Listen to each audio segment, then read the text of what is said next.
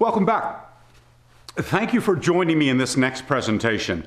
This particular DVD is going to focus upon Bunkai-jutsu, or actually the term is a term using Japanese grammar or grammatical composition, and it refers to the analyses of something in this particular situation, grammar.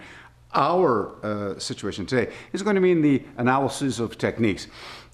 One of the issues with regards to Bunkai-jutsu over this last generation or so is the effort to analyze the movements and then try to figure out or reverse engineer the application practice. Fortunately, having the opportunity to come from old school practices, my teacher Kinjo Hiroshi, who just died sadly a few years ago at nearly 95 years old, had a wonderful lineage.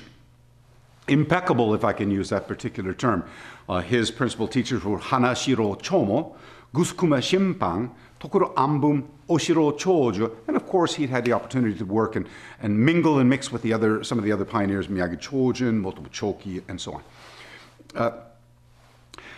The reason I mention that is merely to help better understand that prior to the development of modern karate, before Itosu Anko took the secret tradition out from the closed doors of ambiguity and introduced it into the, modified it and then introduced it into the school system to be used as a cultural recreation or an adjunct to focus on physical fitness and social conformity, the tradition had another side to it that we have not really seen in the modern interpretation, and that was the two-person drills.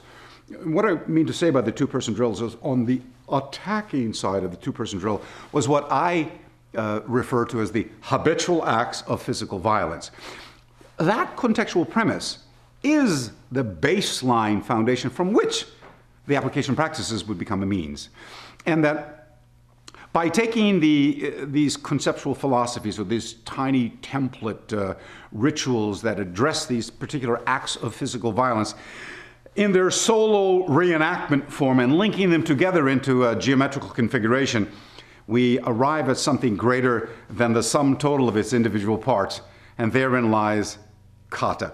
So I like to say from the onset that kata by itself was never meant to teach you anything, in spite of the wonderfully beneficial assets it has, physical, philosophical, spiritual, meditative, and so on, a form of meditation and motion, if you will. The essence was, to culminate the lesson, you should have already learned in a two-person practice. That is the most important part.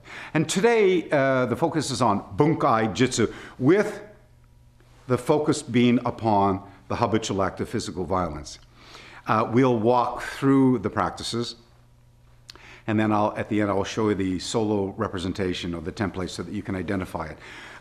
This particular DVD will focus largely on those Shaolin Southern Chinese-based application practices that were cultivated in and around the old castle capital district of Shuri during the Okinawa's old Ryukyu kingdom period.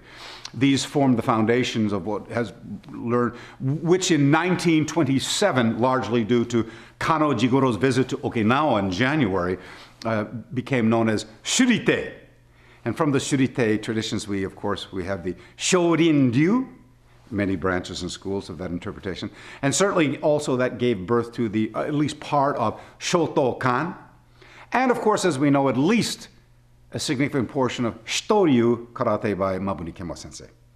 I hope you enjoyed the presentation, and I look forward to working with you. Thank you very much.